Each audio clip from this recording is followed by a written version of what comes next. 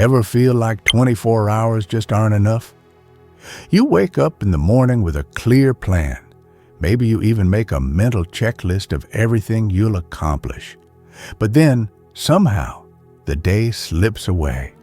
You find yourself scrolling on your phone, getting distracted by little things, and suddenly, boom, it's midnight. Half your tasks are undone, and you're lying in bed wondering, where did my time go? If that sounds familiar, trust me, you're not alone. In fact, almost everyone struggles with time management. The good news is, it's not about working harder or staying busy all the time. It's about working smarter. Today, let's talk about how you can take control of your time instead of letting time control you. The first thing we need to understand is where our time actually goes. We don't notice it, but we waste hours every week on things that don't really matter, like endless scrolling, switching between tasks, procrastinating, or saying yes to commitments we don't even care about. And the result? At the end of the day, we feel exhausted but unproductive. Think about this. Time is like money. If you don't budget it, it disappears. Imagine being given $1,000 every single day, but with one rule. You can't save it. You have to use it wisely or unwisely. That's exactly how time works. Every morning, you get 24 brand new hours. Once they're gone forever. That's why learning to manage your time isn't just useful, it's essential. Now here's the interesting part. Time management doesn't mean squeezing work into every single minute of your day. It's not about filling your planner with endless tasks. Real time management is about balance. It's about getting your important work done while still having time to rest, spend with family, hang out with friends, or even watch Netflix without guilt. Because what's the point of success if you're too drained to enjoy it? So, how do we do this in a simple, practical way? Let me share some powerful strategies. The first strategy is called the 80-20 rule. This rule says that 80% of your results come from just 20% of your efforts. For example, if you're a student, maybe 20% of your study topics are actually the ones that show up in 80% of the exam. If you're in business, maybe 20% of your clients bring in 80% of your income. The idea is simple.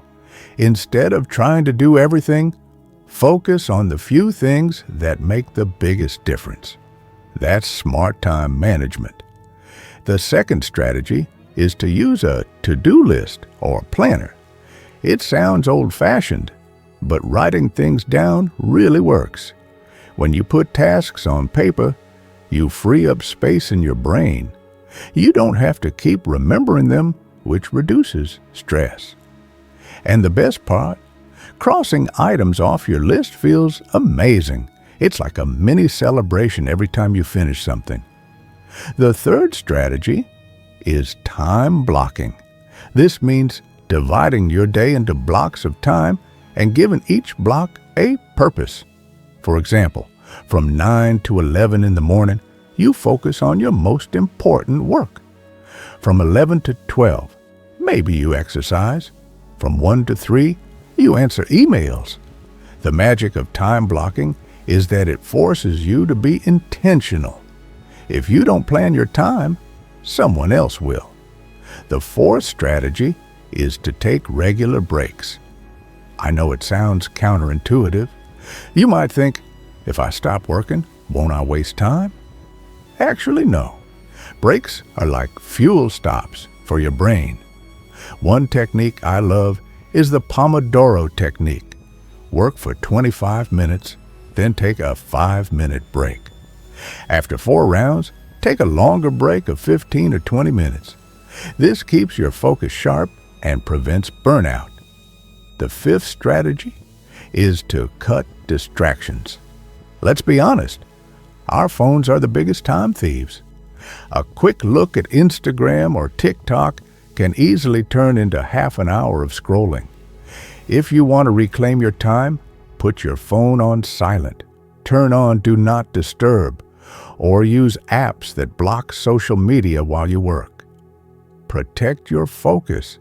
It's one of your most valuable resources. Now let's step back for a moment. Why does all this matter so much? Because at the end of the day, everyone gets the same 24 hours. The difference between people who succeed and people who struggle isn't how much time they have.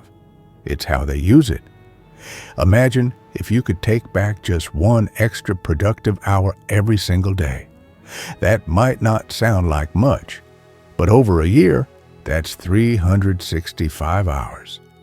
That's over 15 extra days of time. Imagine what you could achieve in 15 extra days. Learn a new skill, start a side hustle, write a book, or simply spend more time with the people you love. Here's something else to keep in mind. Time management isn't about being perfect. Nobody sticks to their schedule 100% of the time, and that's okay. The goal isn't perfection, it's progress. Even small improvements add up. If you're just 10% more productive this week than last week, that's already a big win. So, let me ask you, which of these strategies are you going to try first? Will you start with the 80-20 rule? Or maybe you'll try time blocking? Or perhaps the Pomodoro technique? Whatever it is, commit to just one change today. Don't wait for the perfect moment. The best time to start managing your time is right now. If you found these tips helpful, share this with a friend who always says, "I don't have time." Because the truth is, we all have time. The question is, are we managing it or are we letting it slip away? Remember, manage your time. Manage your life.